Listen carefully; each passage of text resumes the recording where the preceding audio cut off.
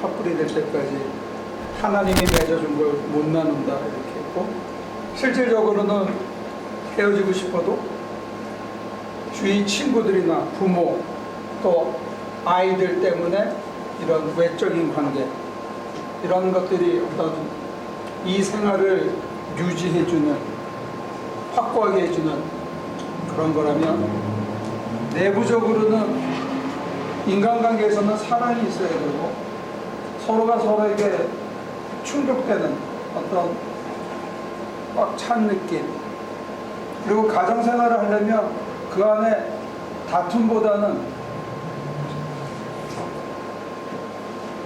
아니라 어떤 서로 참아주고 이러는 가정의 평화 같은 게 있어야 되지 않겠어요? 네. 어떤 게 더 중요합니까?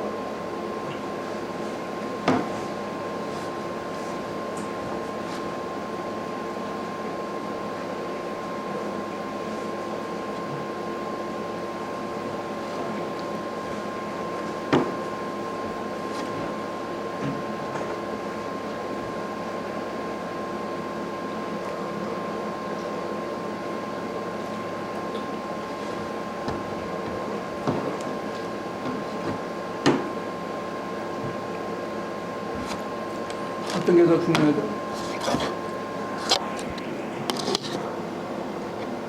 둘 다 중요하겠지만, 예를 들어서 거꾸로 봐가지고 외적인 게 하나도 없고 내적만 있어도 사는데, 내적이 하나도 없고 외적만 있으면 못 살더라고요. 이것만 있으면 못 산다고요? 그러니까 사는 게 아닌 것 같은 거가 못 사는 거예요. 금슬이 좋은가 봐. 네? 금슬이 좋으신가 봐. 그렇잖아요. 뭐 저거 한번 계약하고 한번 뭐래 나누면 되는 거니까 사람들이 나누잖아. 규제를 주고. 그래요? 여러분들 생각은 어떠세요? 다른 분들은? 아이고 우리가 그래? 확 우선은 딴 여자 또 챙기잖아.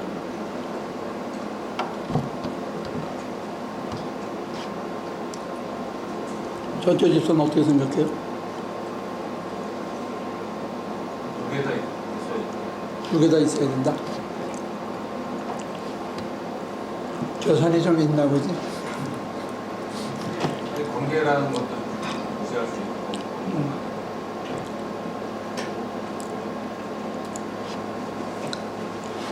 이제 둘 중에 하나 만약에 택한다 그러면? 한다면 내적인 거죠.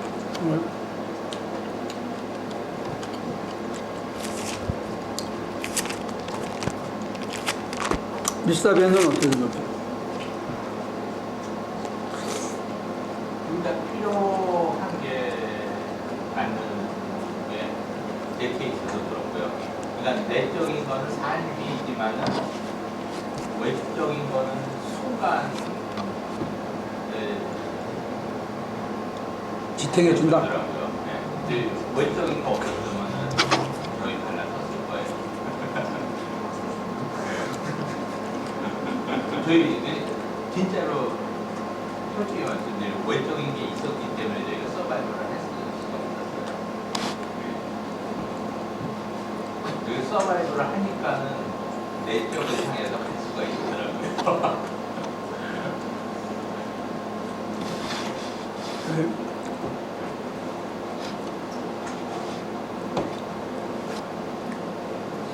오케이. 스킵. 대답할게. 이 속에서는 계약서나 서약 같은 거는 중요한 것 같지는 않고요. 물론 그 결혼식 때 사람이 하나님이 내려온 갈라놓을 수 없다고 생각을 했지만, 그게 글쎄 그렇게 중요한 것 같지는 않고 개인적으로. 그렇지만 와이프를 제외한 다른 가족과의 관계는 중요한 것 같아요. 이쪽은 당연히 좀 합니다.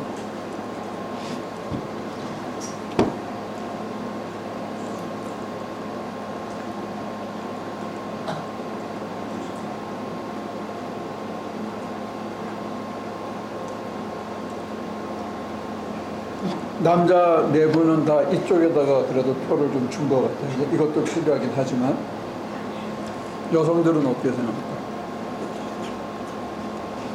저도 똑같은 것 같아요.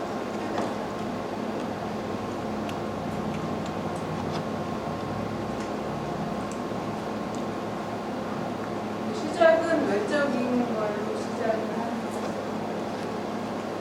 그러니까 처음에 콩깍지가 쪄가지고 이게 내적이다고 생각했던 것도 뒤돌아 생각해 보면은 외적인 것 같아요. 외적으로 시작해가지고 콩깍지 다 벗겨지고 이제 그 뒤에 내적으로. 나보다님 어떻게 돼요? 외적인 게 중요하다고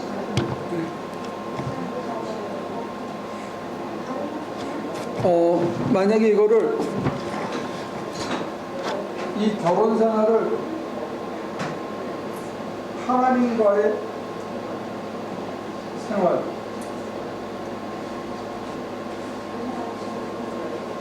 하나님과 나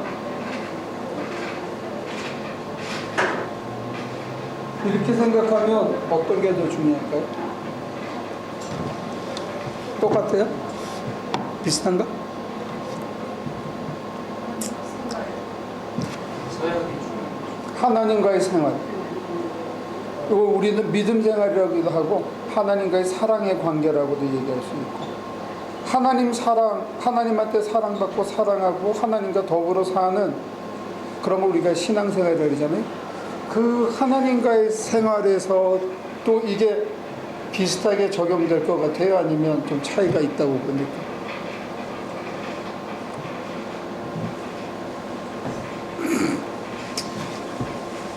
하나님과의 생활에서 외적인 건 뭐가 있을까요? 이게 진리냐? 진짜냐? 팩트냐? 그런 것도 우리 하나님이 다른 하나님보다 세냐?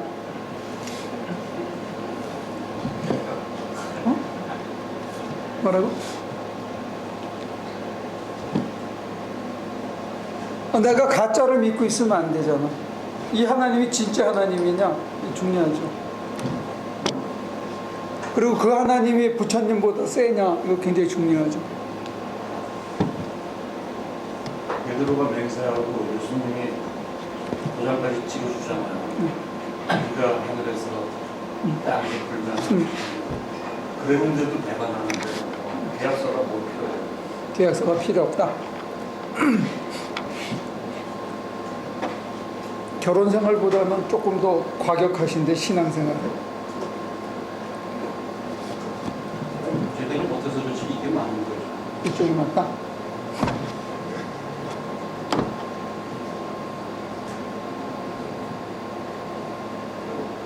외적인 비슷한 것 같은데 외적인 것도 중요하다고 생각합니다. 예를 들면 뭐가 중요할까?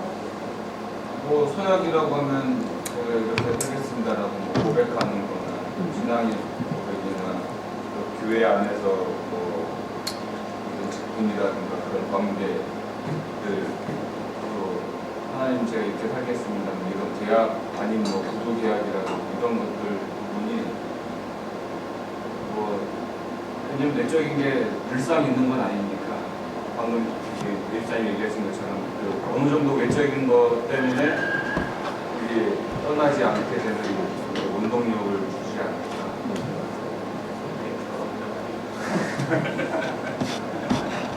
근데 이제 장로님이 지적하신 거는 하늘에서 매면 땅에서 매면 하늘에서 매이고 땅에서 풀면 하늘에서 풀이 흘리겠다. 내가 너 위에 교회를 세우겠다 하는 얘기뿐만 아니라 당신이 어딜 가더라도 얘네들이 다 버리더라도 나는 당신을 따르겠습니다 하고 고백을 했다 이거지. 결국에는 뭐 어찌됐든 간에 따라가잖아요. 물론 이제 예수님 계셨을 때는 못했지만 그런 고백적인 요소가 있었기 때문에라도 좀 따라가는데 그 사랑보다는 아니 사랑뿐만이 아니라 고백적인 것도 보조적인 역할을 했다 그렇게 보는 거지. 저는 하나님과의 생활에서 외적은 전혀 없을 것 같아요. 이건 없다. 네. 외적이 없으면 성경 공부를 왜 하지?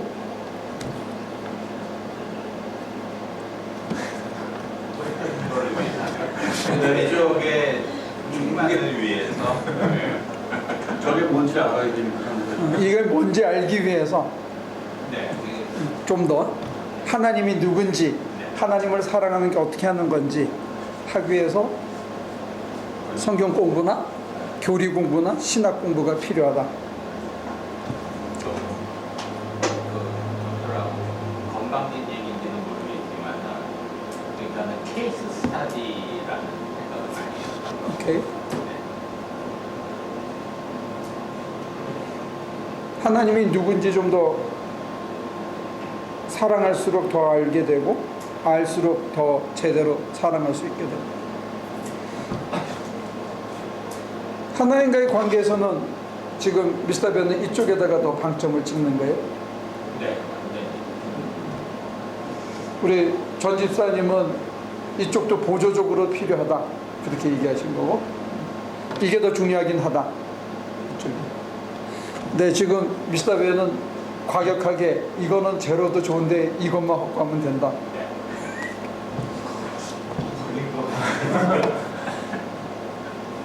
이건 자기의 성향이고 신앙적인 테이스트고 전의에서의 고백이기 때문에 어떤 정답이 하나의 대답만 있는 건 아닌 것 같아요. 그냥 각자 얘기하면서 나는 어디에 서 있고 다른 사람들은 어떻게 생각하는지를 이렇게 서로 배우는 그런 시간으로 삼으면 좋을 것 같아요.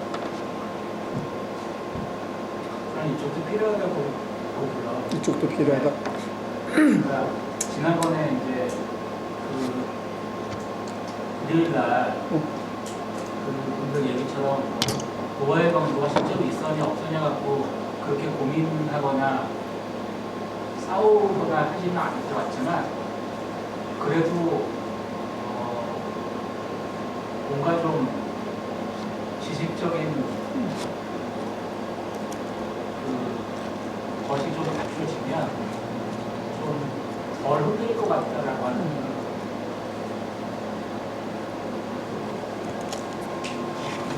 기립다 사랑했는데 자기 혼자만 사랑했다든지 자기가 만들어서 사랑했다든지 그럴 수는 있겠죠, 그죠?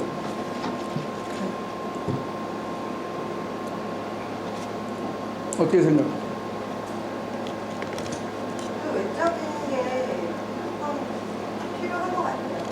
원래는 이제 진짜는 내적인 걸 추구를 해야겠지만 그거를 위해서 전 집사님하고 비슷하게 생각해요.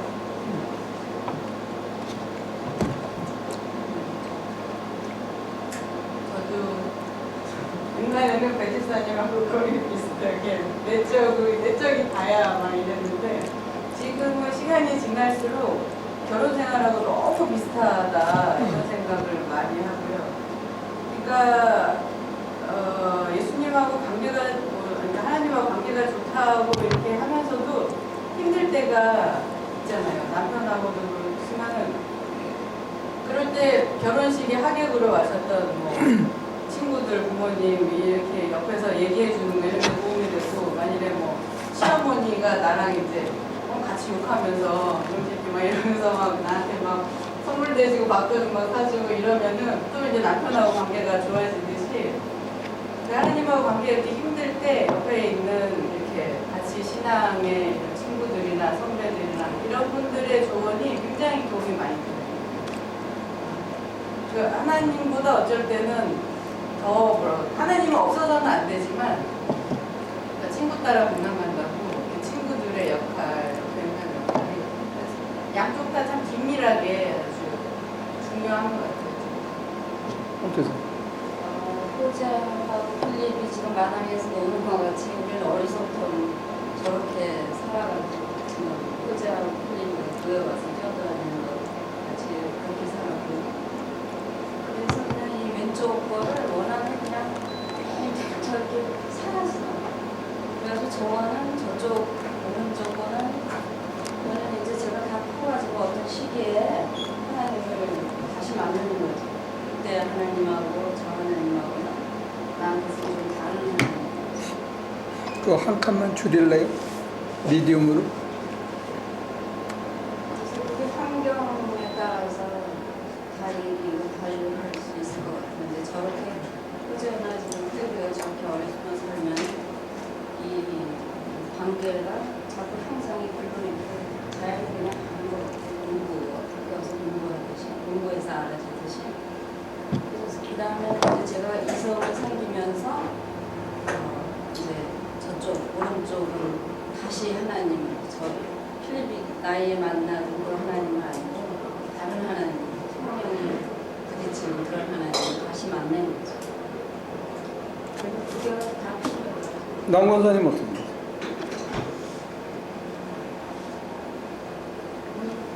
저도 이게 그냥 뭐 이론적인 거는 하나님과는 관계도 있지만 그 관계라는 게 사실 우리가 유지되고 그게 성장하냐면 옆에 사람들과의 관계에서 또 그 경우를 해야 되기 때문에 우리가 이렇게 있어야 되는 하여튼 전 현재로서는 이렇게 관계 같은 거가 제대로 하나님을 모르는 상태에서 맺었던 관계 같은 거는 나중에 그게 아무런 나한테 어떤 그 사람한테도 힘이 된 것 같지도 않고 나한테도 이렇게 허전한 거 있고 그러니까 이 내적인 거가 사실 저한테서는 지금은 그게 더 중요하더라고요.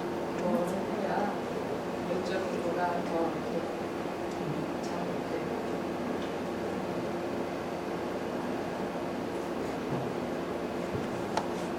마틴 루터는 radical but radical 해가지고 이거를 끊임없이 급격하게 변혁시키고 여기를 근본적으로 이 관계를 늘 새롭게 해야 된다. 이 두 가지 얘기를 같이 했던 것 같아요. 근데 저는 지금은 이쪽에 쏠려 있어요. 저는 이제 신학을 오래 공부하고 가르친 사람인데 이게 굉장히 중요하다고 생각을 해요. 하는 이유는 뭐냐면 이 틀에 갇혀서 이게 안 되는 사람들이 너무 많더라는 거예요. 그리고 이기적인 사랑을 상당히 많이 하는 게 아닌가 하는 그런 생각 때문에 그런 거고, 본질적으로는 이쪽으로 가야 되지 않나. 저의 개인적인 지금의 신앙 여정에서는 저는 그렇게 생각을 하고 있습니다. 그래서 이제 여기는 사실은 교리 공부가 필요하긴 하지만 교리 공부나 예배 참석만 가지고는 잘 안 돼요. 이거는 기도 생활이 필요하고 기도를 통해서 이런 거에 대한 실천이 반드시 필요해요. 이 사랑의 관계는 실천이라고 하면 외적인 거 아니에요? 그 하나님을 내 안에 모시고 살아가는 나의 삶의 실천을 뜻하는 거죠. 그러니까 교회 생활을 할 때도 하나님을 내면에 모시고 산다면 지금 태호 씨가 지적한 그런 게 포함되고 그게 맞는데, 우리들이 어떤 때는 내면성은 잊어버리고 교회 생활을 하고 성경 공부를 하고 교리를 달달달달 외우고 있는데 그 교리를 외운 것만큼 내 심장에 그렇게 살아있느냐, 이 문제가 이게 엷어질 때가 있다면 따끈따끈한 게 사라진 거예요. 그분으로 내 가슴이 벅차게 꽉 차 있는 것 같은 이런 게 좀 이렇게 엷어지고 식어지는 게 아닌가, 그런 생각을 해요. 어제 오늘 쭉 그 도미닉 크로상이라는 사람의 책을 읽었는데 딱 집어서는 얘기 안 하지만 우리가 이 사랑을 하는 모범 답안을 누구한테서 찾죠? 예수님한테서 찾잖아요. 그 예수님이 보여준 모범 답안은 자기 희생이고 그 사람의 단어로는 비폭력적 정의 뭐 이렇게 얘기했는데, 그거는 조금 그 윤리적이고 혁명적인 프레임워크에다 집어넣은 거고, 그냥 일반적인 언어라면 다함 없이 자기를 주고 끝없이 희생하면서 하나님을 사랑하는 그런 모습을 성경에 기록된 예수, 그 예수님의 역사적 모습을 통해서 그분이 사람들에게, 제자들에게 보여준 것은 그런 것이 아니었느냐 했을 때 우리가 그런 사랑을 누리고 사냐 이거죠. 그게 이제 신앙이 어떤 면에서 우리가 회복돼야 되는 그런 것 같아요. 많은 사람들이 교리를 외우고 축복을 생각하고 죽은 다음에 내 구원을 생각하는데 성서가 우리에게 소개하는 예수님은 누구냐면 하나님을 따끈따끈하게 사랑하고 그 사랑 때문에 자기의 모든 것을 다 주어도 아깝지 않은 분으로 살아냈다는 거예요. 만약에 그분이 우리에게 살아계시다면 우리 안에 지금도 내재적으로, 그리고 그분이 우리가 하나님은 이런 분이구나, 하나님을 향한 결혼생활, 믿음생활, 하나님과 더불어 사는 삶의 모양은 이런 거구나, 만약에 우리 주님이 그걸 보여주셨다면, 우리한테 또 동시에 이 시간에 우리한테 그걸 요구한다면 우리가 지금 하나님과 어떤 관계로 살아야 되는 거예요. 그게 제일 중요하지 않냐 이거죠. 근데 우리들은 여기다 많은 논쟁 시간을 쏟거든요. 교리, 성경 공부, 그리고 막 열내 가지고 싸우고 막 자기 게 맞다고 소리 지르고 그러는데 뭐 싸울 수도 있고 자기 주장이 맞을 수도 있고 또 그거를 확고하게 하는 게 도움이 될 수도 있고 다 좋은데 핵심은 지금 내가 하나님을 나를 다 줘가도, 나를 다 드려도 아깝지 않을 만큼 내가 사랑하고 있는 거예요. 그 사랑으로 지금 내가 사람을 사랑하고 내게 주어진 환경을 사랑하고 관계를 사랑하며 살아가고 있는 거예요. 그게 이제 어떻게 줄이면 우리 신앙의 핵심이 아닌가 그런 생각을 해요.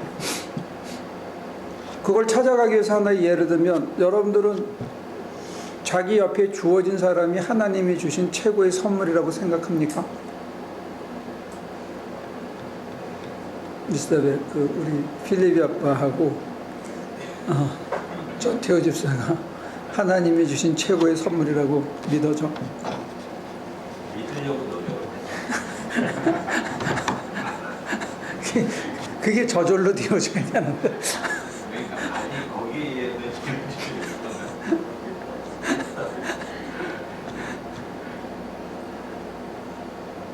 지금 내 옆에 있는 사람이 하나님이 주신 나의 최고의 선물이다. 그게 이제 내 이웃을 내 몸과 같이 사랑하라 하는 것을 오늘 현대어로 바꾸면 이제 그렇게 되는 거지.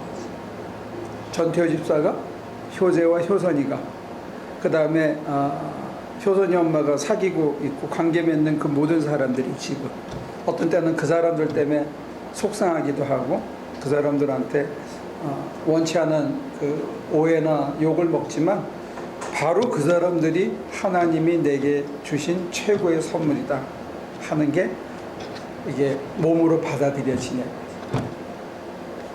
예수가 보여주신 모습은 그런 것이 아닌가 생각합니다.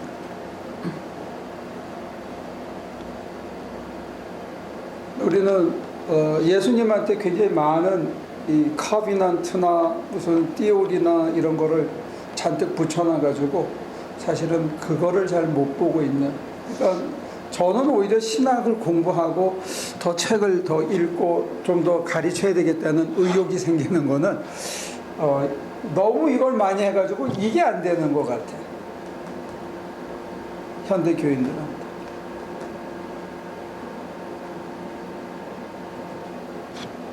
근데 그 외적인 게 일단 발판은 되잖아요.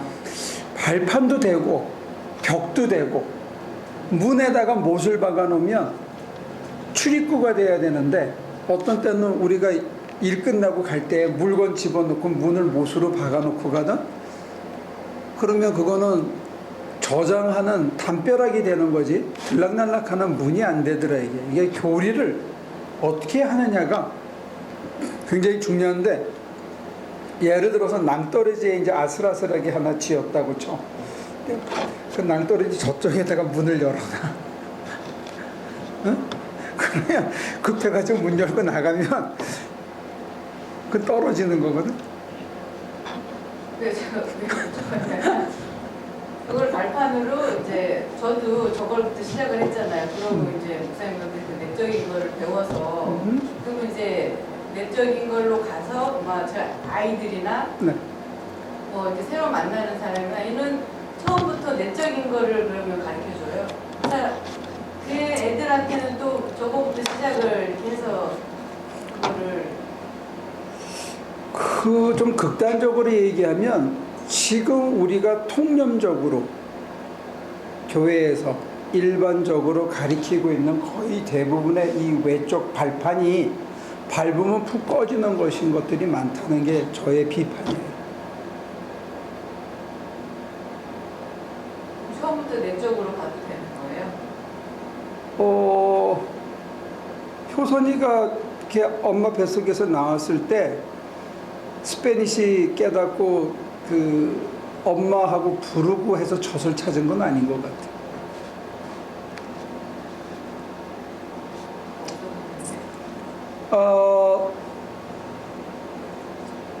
젖을 빨고 하는 것 자체가 자기의 생존이지만 동시에 엄마를 향한 사랑이라고 생각한다면 우리가 하나씩 서로 교통하면서 가르쳐가는 거잖아요.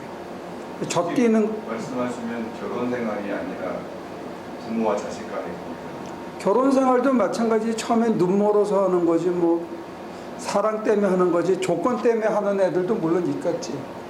많지는 않겠지만 처음에 거의 대부분은 미쳐가지고 하는 거 아닌가? 지금은 거의 그 조건이죠. 이쪽은 요즘은? 지금은. 그렇구나. 그럼 내가 낡은 세대네.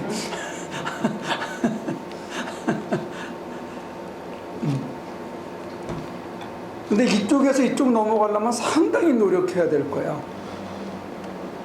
결혼 생활도 그렇고. 목사님이 얘기하시는 외적이라고 하면은 저희가 얘기하는 그런 외적하고 그러니까 기존의 교회의 생활 그런 외적을 지금 말씀하시는 것 같고요. 아니 가르침이라든지 교리라든지 교리라는 게 그러니까 잘못 가르쳐서 저희가 잘못한 거지 처음부터 저희가 그러니까 전통적으로 내려왔던 그런 교리를 배운 건 아니잖아요.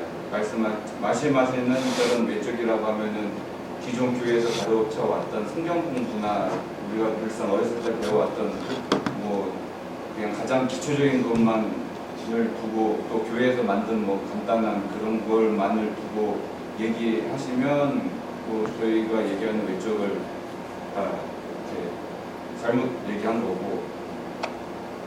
근데 그런 것보다는 저희가 얘기한 거는 이제 뭐 교회 생활이라든가 그 신앙의 선배라든가 뭐 어느 정도 계약서라고 하면은 뭐 제가 어느 정도 알고 상대방도 어느 정도 서로 이해하게끔 해서 만든 그런 부분들이 도움을 준다는 거지. 말씀하신 대로 하면은 당연히 다들 저쪽으로 이 관계도 와서 어떤 사람은 보험 팔라고 온다든지 어떤 사람은 그냥 친구가 좋아서 온다든지 뭐 일요일날 떡본 김에 제사 지낸다고 예배 드리러 왔다가 모든 거를 다 한꺼번에 해결하기 위해서 교원되든지 하는 거는 어떤 면에서 외적 관계겠지, 그지? 그리고 도움을 얻는 그런 관계도 사실은 정말로 신앙의 선배가 신앙의 후배한테 도움을 줄 때는 어떨 때는 자기의 자존심이나 자기의 체면이나 이런 걸 포기하고 자기의 실패담이나 이런 거를 다 쉐어하면서 해야 될 때도 있는지 몰라. 그냥 단순한 잔소리만 가지고는 관계를 통해서 영적 하나님과의 생활의 사랑의 관계를 회복하는 데 큰 도움이 안 될 수도 있다는 거지. 관계도 피상적인 관계냐 정말로 긴밀한 내면적인 관계냐 이것도 좀 있는 것 같아요.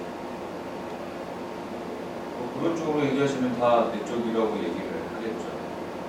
그런데 이제 신앙적인 관계면은 당연히 저희가 교리를 한다는 것은 아무래도 이 관계를 걸러가지고 개념화시키고 이 관계에서 깨달았던 어떤 깊은 애정과 환희나 이런 희열들을 이렇게 추상적인 단어로 명제로 만들어서 설명을 하는데, 이게 지금 일반적인 교회가 갖고 있는 내가 예수 믿고 그의 피로 구원받는다 하는, 이게 우리한테는 굉장히 중요한 명제처럼 돼 있는데, 그 명제에서 빠진 게 뭐냐면 예수님이 보여주셨던 삶이 하나님과의 내면적 사랑의 관계라는 거, 그것 때문에 자기의 모든 걸 희생할 수 있었던 이런 것들과 좀 이렇게 떨어져 있는 것 같지가 않냐, 이게 제가 얘기하는 거는. 그래서 지금 효선이 엄마가 교회에서 가르쳐주는 이런 것들이 발판이 되고 어떤 우리의 보호막이 되지 않느냐 했는데, 제가 좀 과격하지만 오히려 보호막이나 방파 우리의 뛴틀보다는 심지어 우리가 하나님을 진솔하게 사랑하는 것으로부터 거리가 멀게 이기적인 신앙이 되도록 오히려 그 절박한 사랑의 끈끈한 긴밀한 사랑의 관계를 부차적으로 아니면 맛보지 못하도록 막는 그런 요소로 지금 작용하는 게 아닌가, 이제 그런 저의 좀 과격한 비판이에요. 그것 때문에 사실은 저는 더 신학을 공부하고 있는지도 몰라요. 근데 그거 첫 발 걸음을 내딛는 것 자체도 저희가 잘못된 뭐 교회를 간 거여서 그런 거지만 좋은 예로 들자면은 뭐 은희 씨 같은 경우도 한 모니카스 소개로 그냥 왔다가 처음에 외적인 걸로 뭐 음식이나 뭐 이런 걸로 왔잖아요. 준비해 주려고. 준비해 주려고. 뭐 교회가 뭐 충만 평화 이런 사랑 뭐 그런 거 보고 처음에 온 건 아니잖아요. 근데 이제 그런 거 외적인 걸로 시작했는데 그게 뭔가 다른 느낌을 받고 하다 보면서 한 거지. 그러니까 좋은 교회 케이스라면 외적인 게 굉장히 도움이 많이 되는 거잖아요. 그러면 좋지. 좋겠는데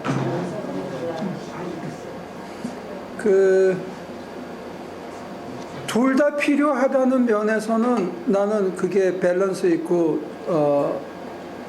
맞다고 긍정을 해요. 그래서 내가 처음부터 얘기한 거는 둘 다 필요하지만 나는 한쪽으로 이쪽으로 쏠려가는 것 같아. 지금 나의 전에 있어서는 그런 전제를 깔았던 거고, 지금 내가 이제 주관적으로 우리 특히 이민교회를 봤을 때 이거를 강조하기보다는 교리에 대한 얘기나 내가 예수 믿고 구원받는 쪽에 대한 강조와 축복받고 사는 삶에 대한 강조가 한쪽으로 쏠려 있다.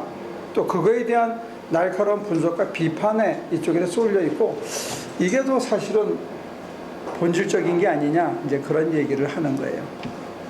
이걸 윌리엄 제임스는 뭐라 그랬냐면 이런 식으로 나눴어요. 그 사람은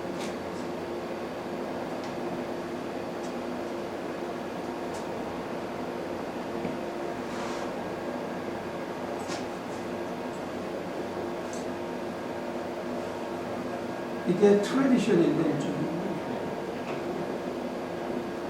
지금까지 모아져 내려온 전통이고, 이거는 개인이 하나님과의 맺는 어떤 거룩의 경험이라든지 이런 것들을 얘기하는데, 나는 이 결혼 생활처럼 어떤 사랑과 하나됨이라는, 그래서 기도 생활 속에서는 충만이라고 경험되어지고, 일상생활 속에서는 나를 변화시키고 변혁시켜가는, 뛰어넘는, 내가 나를 뛰어넘을 수 있도록 도와주시는 그런 관계로서 하나님을 이해하는 것이 아닌가 생각을 해요.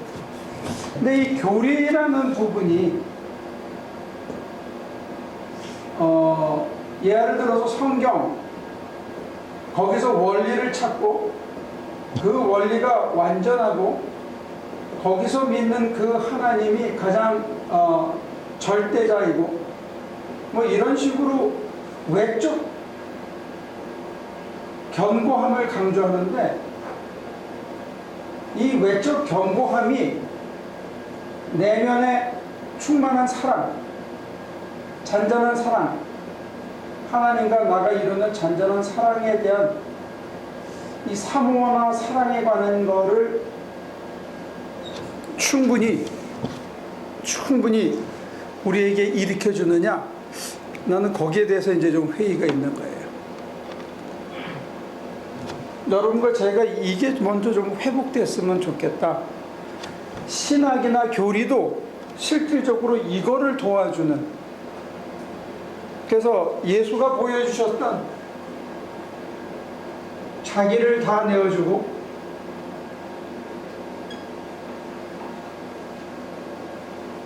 하나님과 사람을 사랑했던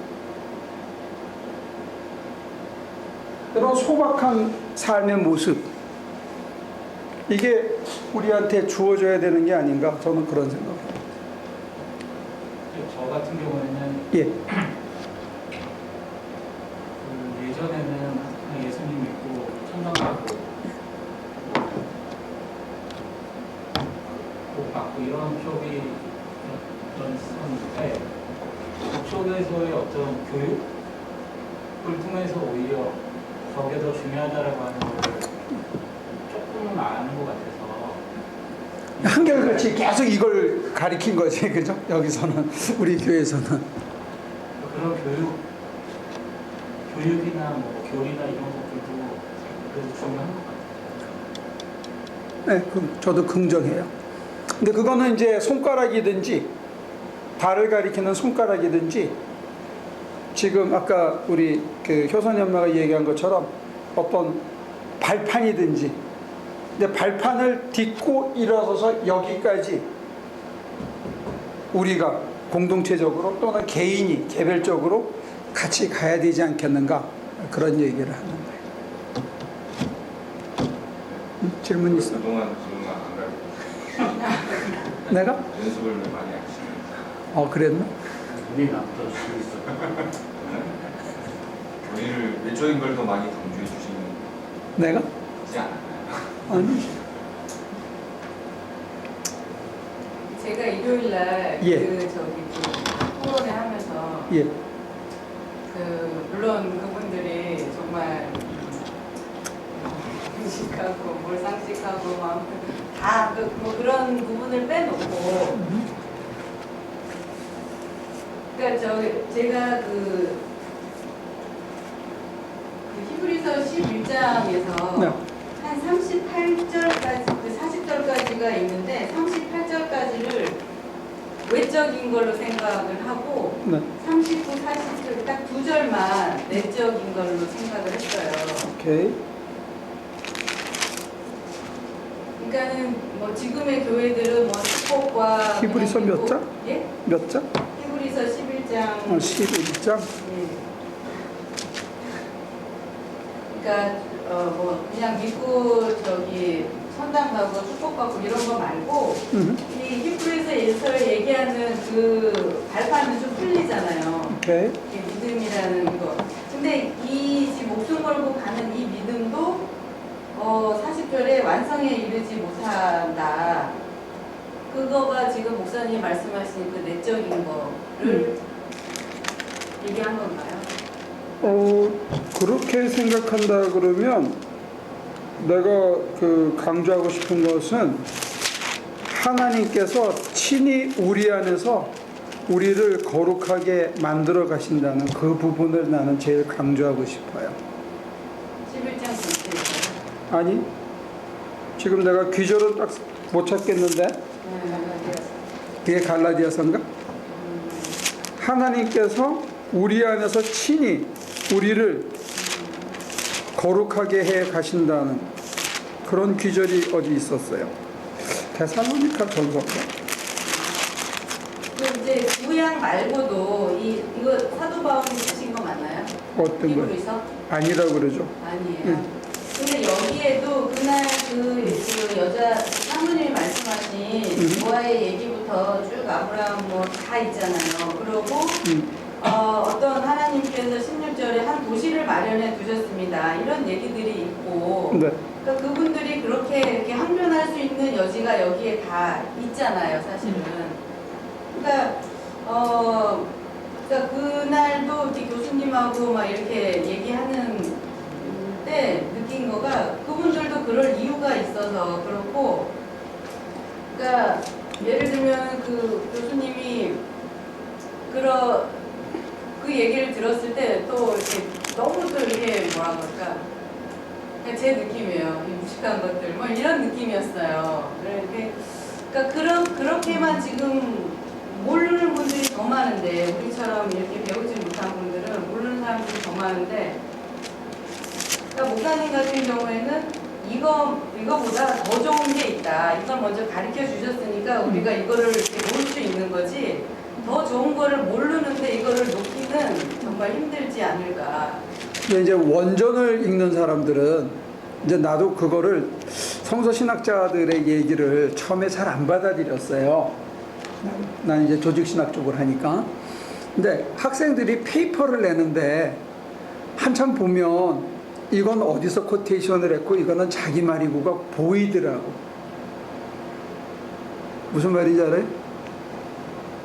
페이퍼를 써왔는데 이거는 어느 책 몇 페이지에서 베껴온 거고 여기서부터 여기까지는, 그 다음에 자기 말이 조금 들어가고, 그 다음에 그 다음은 어느 책 어디서 베껴온지가 보이더라니까.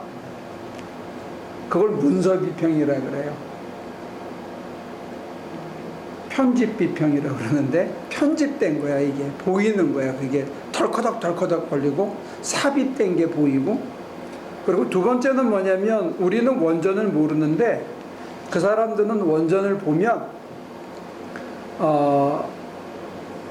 유대인들이 하나님이라는 단어를 못 썼어. 그래서 하늘이라고 다 쓴 거예요. 그래서 하나님의 나라를 하늘나라라고 표현을 했는데, 우리는 번역본을 보면서 원전을 모르니까 저 하늘에 하나님의 나라가 있다라고 생각하게 된 거예요.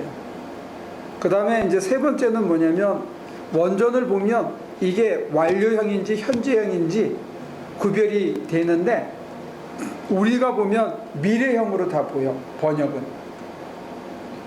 근데 현재형이냐 미래형이냐는 굉장히 차이가 나잖아요. 히브리어에서 1.1액에 따라서 완료형이 되기도 하고 현재형이 되기도 한대요. 난 히브리어를 읽을 줄 모르는데, 1획을 어떻게 긋느냐에 따라서 하나는 현재형이 되고 하나는 미래형이 된다면 그 내용이 상당히 달라지는 거거든. 이제 그런 의미에서 지금 뉘앙스 와이즈 이 무식한 놈들아 이런 소리에 그 뉘앙스가 생길 수 있겠죠. 왜냐하면 그걸 아는 사람의 입장에서는 참 답답하잖아요. 설명해주면 받아들여야 되는데 여기 성경에 나와 있는데, 근데 이 성경이, 우리가 갖고 있는 성경이 여기에 있는 성경을 번역한 거거든. 그래서 번역에 참여한 교수들 말인즉슨 뭐냐, 자기네들이 열심히 번역을 해주면 맨 마지막에 국어학자들이 읽으면서 이건 말 안 돼 하면서 확 다 지운다는 거예요. 그러면 본문하고 너무 다르다는 거지. 그게 성서신학자들의 얘기예요. 그러니까 그 사람들의 입장에서는 답답한 거예요. 자기네들이 열심히 번역을 해서 주면 본문의 뜻에 맞게 해줘야 되는데 그게 한국의 어법에 안 맞다는 거예요. 한글말에. 그래서 맨 마지막에 감수하는 한글 학자가 이 본문을 다 조정한다는 거예요. 그러니까 우리 같은 사람은 이것만 보고 해야 돼서, 제가 이제 사실은 우리 장로님과 더불어 한 10여 년 전부터 이 산을 그려서 구조를 분석하는 그거를 한 거예요. 우리가 주어진 건 이것밖에 없으니까. 이 안에서 자의적인 해석을 최소한으로 줄이기 위해서. 구조를 보면 단어 몇 개에 걸려 넘어지진 않으니까.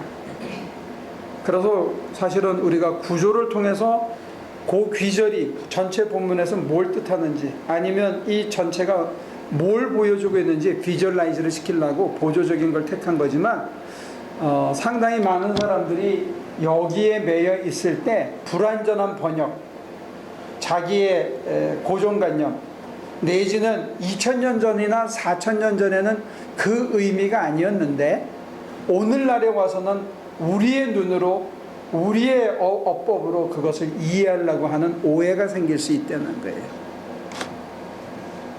그러니까 그런 거는 사실은 우리가 겸손하게 전문가들한테 도움을 받은 다음에 다시 보는 노력이 있어야 될 거예요.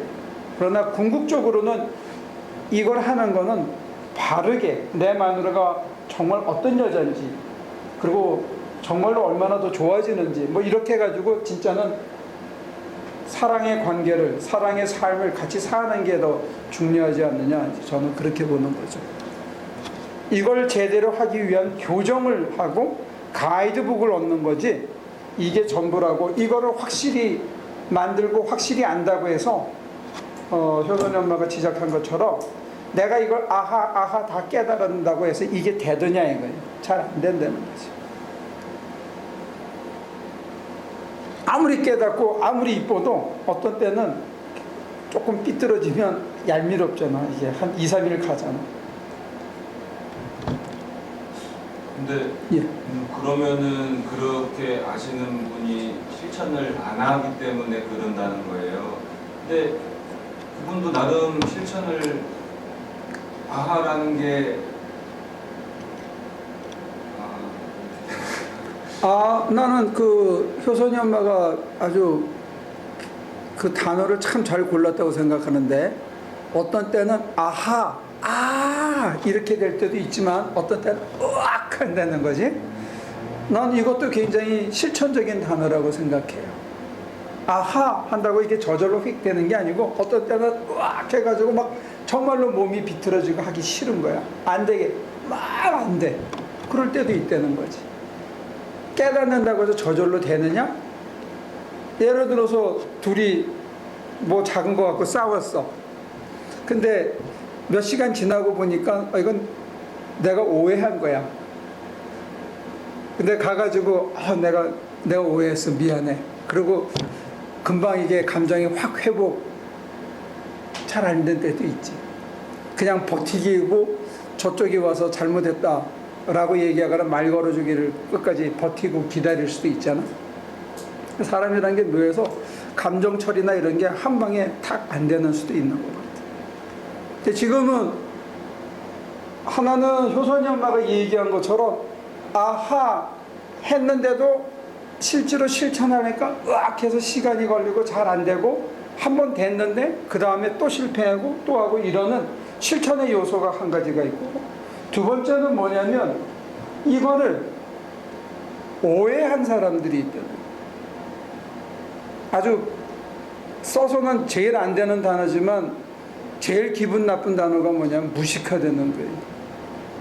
원전을 모르고 자의적으로 해석하고 가치 눈으로 쳐다보면서 정말로 사랑해야 되는 이 자리까지 못 가게 만드는 거예요. 근데 종교에 이런 게 있다고 그날 이제 김기대 박사가 중간에 중재를 쓴 게 뭐냐면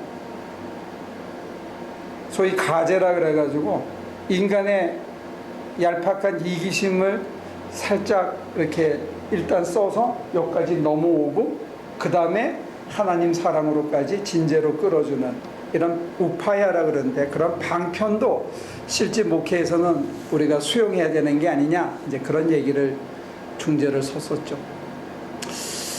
근데 그렇게 돌이켜 보면 나는 아직 거기까지는 못 간 것 같고 그냥 이렇게 직지인심 그냥 한 방에 가라 이렇게 좀 푹 찌르는 쪽이었던 것 같고 지금은 좀 기다리는 스타일이지 여러분들의 이기심을 잘 활용을 해가지고 여기까지 끌고 간다. 이건 나는 잘 안 되는 것 같아. 왜냐하면 제 개인적인 체험으로는 이게 굉장히 오랫동안 돌아가게 만들어. 한번 이쪽에 빠지면 오래 간다는 거예요. 신앙생활하면 축복받는다 해주고 그 축복을 가지고 하나님 사랑으로 끌고 가려면 굉장히 힘들다는 거지. 차라리 고난 속에서 하나님의 극복의 사랑을 만나는 게 더 쉽고 빠르지 않느냐, 이제 저는 그런 생각이에요.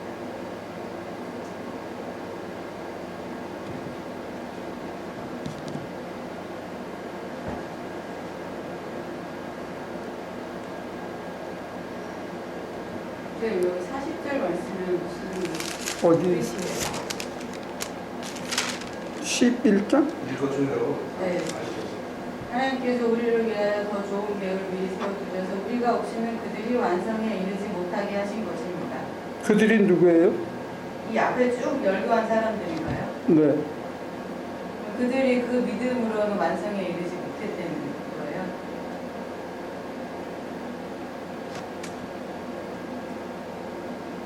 아브라함도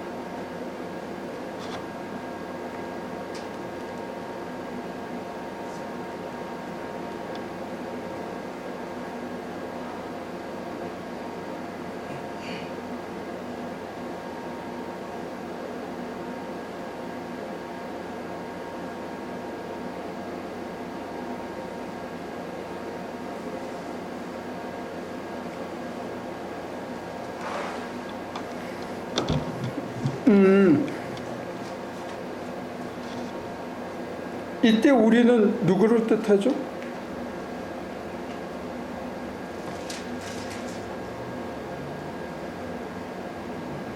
예수님 때 같이 있던 제자들인가요? 아니요. 12장 2절에. 예수님? 네. 근데 왜 우리라고 표현했어요? 그분을 본 증인들, 그분을 따르는 제자들, 택함을 받아서 이제 보내지는 자들.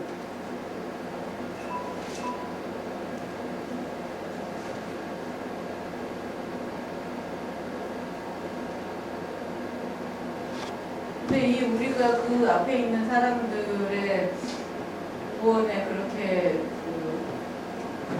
뭐라 그러죠? 그렇게 상관이 있는 사람들인가요? 자기 나름대로는 믿음을 다 했지만 가장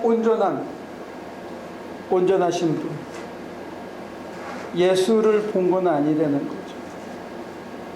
그리고 그분의 발자취를 따르는 건 아닐 수 있다는 거죠.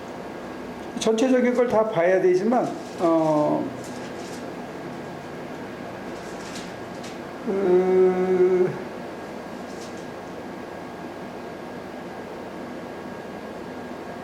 나자렛 사람 예수 안에서 함께 하셨던 성자 하나님 그리스도, 그와 더불어 살아내셨던 그 삶이 준 그 원형에 비춰본다면 다른 분들의 삶은 그것에 미치지 못할 수 있고, 우리는 그런 면에서 혜택을, 정답을 알고 가는 그런 사람일 수 있다는 건지 모르죠. 근데 문제는 지금 제가 여러분들에게 얘기하는 것은 12장 7절을 한번 읽어보세요. 징계를 받을 때 참아내십시오. 하나님께서는 자녀에게 대하시듯이 여러분에게 대하십니다. 아버지가 징계하지 않는 자녀가 어디에 있겠습니까? 그래서 계속 읽으면 모든 자녀가 받는 징계를 여러분이 받지 않는다고 하면 여러분은 사생아이지 참 자녀가 아닙니다. 읽으세요. 우리가 육신의 아버지도 훈육자로 모시고 공경하거든 하물며 영들의 아버지께 복종하고 살아야 한다는 것은 더욱더 당연한 일이 아니겠습니까? 육신의 아버지는 잠시 동안 자기들의 생각대로 우리를 징계하였지만 하나님께서는 우리를 자기의 거룩하심에 참여하게 하시려고 우리에게 유익이 되도록 징계하십니다. 11절까지 맞아요. 무릇 징계는 어떤 것이든지 그 당시에는 즐거움이 아니라 괴로움으로 여겨지지만 나중에는 이것으로 훈련받은 사람들에게 정의의 평화로운 열매를 맺게 합니다. 지금 현실에서 겪고 있는 어려움과 징계를 이 히브리서 기자는 누가 주체가 돼서 그런 걸 주신다, 또 글로 이끌어 가신다, 그렇게 얘기한 거죠.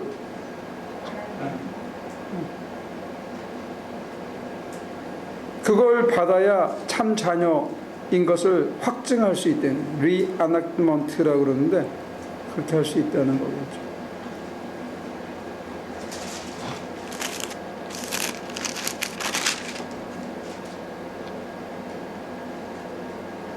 저 믿음으로 훌륭한 사람이라고 평판을 얻는 거하고 징계를 받아서 하나님의 자녀로 컨펌되는 거하고의 어떤 델리케이트한 구별을 두고 있는 것 같아요.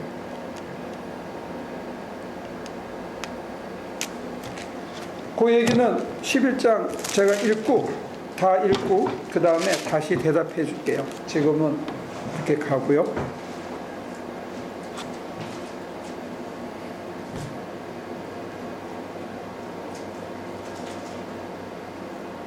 난 여러분들이 두 개가 다 필요하다고 얘기하는 그 밸런스에 대해서 굉장히 감사한데, 저는 이제 이쪽을 전공한 사람이었잖아요, 그죠? 그 입장에서 보면 이것들이 오히려 여기에 이르게 하는 우리의 발목을 잡았던 요소가 있지 않았는가 하는, 이제 그런 것 때문에 신학 교육이 필요하다, 이제 그렇게 생각하고 있어요. 그리고 앞으로의 신학의 방향도 이런 것을 이론하고 더 센 하나님, 더 외적인 확고한 어떤 계약 또는 설명 또는 논리의 뭐 이런 거, 그래서 무조건 믿어라, 믿으면 더 확고해진다, 어리석은 걸 믿는 게 믿음이다, 안 보고 믿는 게 믿음이다, 이렇게 하기보다는 여기에 이르도록 도와주는 게 신학이나 교리가 돼야 되지 않겠느냐, 저는 이제 그렇게 생각해요. 그래서 여러분들이 하나님을 많이 사랑했으면 좋겠어요. 자기에게 주어진 환경도. 이런 걸 현대 신학에서는 오소프락시스라 그래요. 경통 실천. 이쪽에서는 오소낙스라고 얘기해요. 근데 어떤 때는 이번에 그 오왕란 교수 모시고 와가지고 학생들하고 그 강연회를 통해서 느낀 거는 뭐냐면, 의외로 우리 학생들의 한 3분의 1 정도가 굉장히 근본주의적인 신앙을 갖고 있다, 그런 거를 객관적으로 좀 볼 수 있는 기회가 된 것 같아요. 그리고 그분이 했던 그 소위 그 경계선상에 있는 사람이 우리를 위해서 던졌던 얘기 때문에 적지 않은 상처를 받은 것 같아요.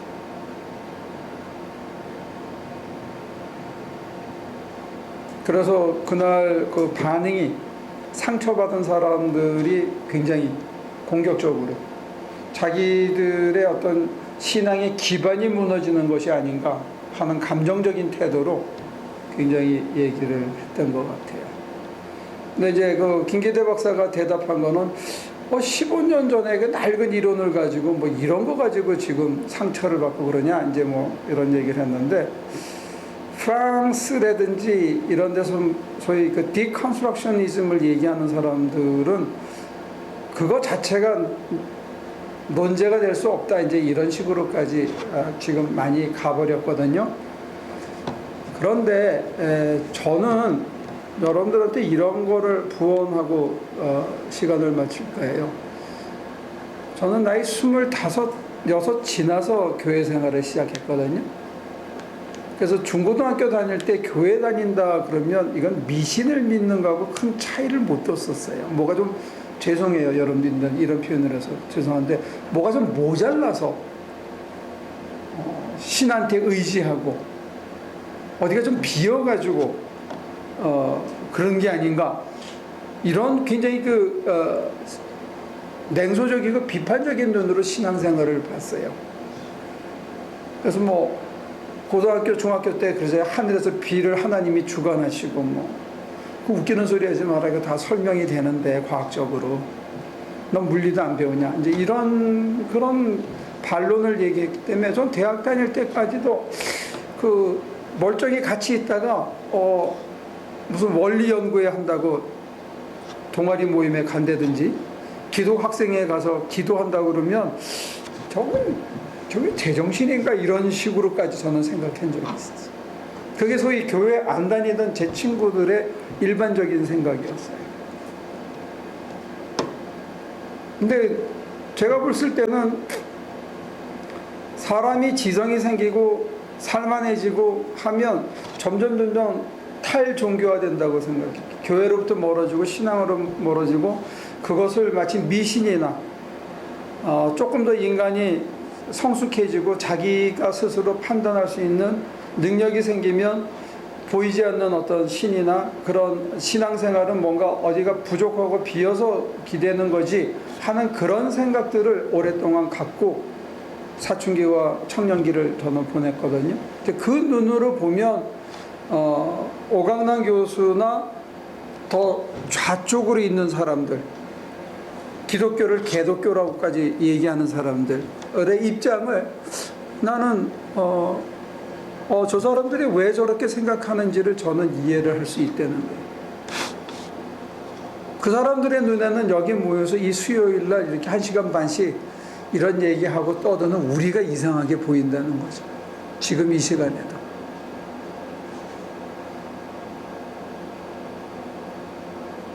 그 사람들이 우리 눈에는 뭐 구원 못 받은 불쌍한 사람처럼 보일지 몰라도 그 사람들도 나름대로 지성적으로 이성적으로 판단해서 우리를 그런 식으로 평가하고 있다는 거예요. 근데 소위 좌파 신학자들은 그 사람들의 비판이 정당한 부분이 많다라고 인정해 주는 걸 좌파 신학이라 그래요. 그렇게 얘기하는 게, 그리고 오히려 그 사람들 좌파 신학자들이 봤을 때는 우파에 있는 사람들이 너무 꼴통 보수라서 말이 안 통한다고 생각하는 거예요. 차라리 안 믿는 사람하고는 대화가 된다고 생각하는 거예요. 근데 저는 그쪽에서 와서 이 좌파 신학을 공부를 했는데, 목회를 하면서 지금 와서 좌파고 우파고 궁극적으로 어떤 교리적인 정교성을 세워서 기독교를 변증하려는 우파 신학이나 합리성을 가지고 믿지 않는 사람들에게 대화를 통해서 우리가 그렇게 미친 걸 믿는 게 아니라고 얘기하는 좌파 신학자나 공의, 궁극적으로는 우리가 기독교인의 정체성을, 기독교인이라면 하나님 사랑, 이게 있어야 된다는 거예요. 어떤 신학적인 틀이나 패러다임을 갖더라도 내가 하나님 사랑 때문에 내 삶을 덤으로 생각하고 이웃을 위해서, 하나님을 위해서 내 인생을 다 주더라도 아깝지 않은, 내 속에 잔잔한 기쁨이 있는, 아무도 앗아갈 수 없는 잔잔한 평강과 충만이 내 안에 있는 이런 삶을 살아가야 되는 굉장히 소박한 그런 게 저는 기독교의 어떤 프로토타입이 아닌가, 전 그렇게 고백하고 싶어요. 그런 면에서는 이쪽 좌파 쪽에 서 있는 사람들은 우파 신학의 교리적인 확장성이 뭔가 문제가 있는지도 알아야 되고, 원전이 뭔지도 공부를 해야 되고, 동시에 이쪽에 대해서 합리적으로 우리의 신앙을 설명하고 변증할 수도 있어야 되고, 이런 이론적인 작업과 교리적인 외적인 커비넌트 이런 모든 게 있어야 되지만, 문제는 그 그릇 속에 뭐가 담겨 있어야 되냐 이거지.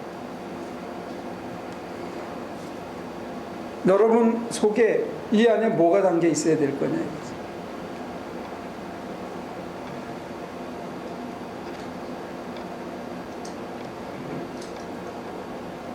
이게 담겨 있지 않으면 실천이 잘 안 될 것 같아. 때로 넘어지더라도 다시 일어서려면 우리 안에 어떤 잔잔한 불이, 잔잔한 사랑의 불씨가 꺼지지 않고 이 안에 있어야 되는데, 저는 여러분과 제가 이 내적인 충만, 하나님과의 사랑의 생활을 하기 위해서는 끊임없는, 토마스 몰튼의 표현을 보태면 고독이 필요하다. 고독.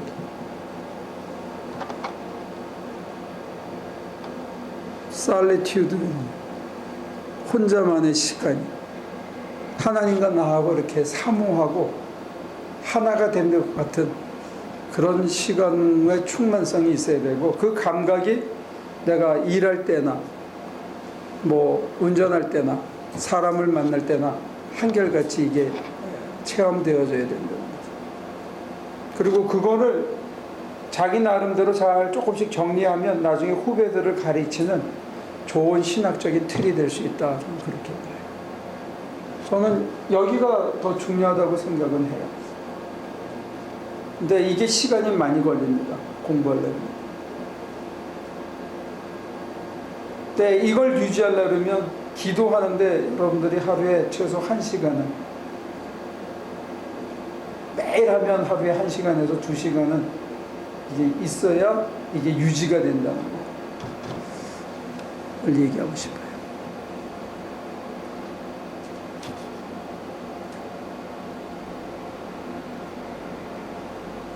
할 얘기 있습니까?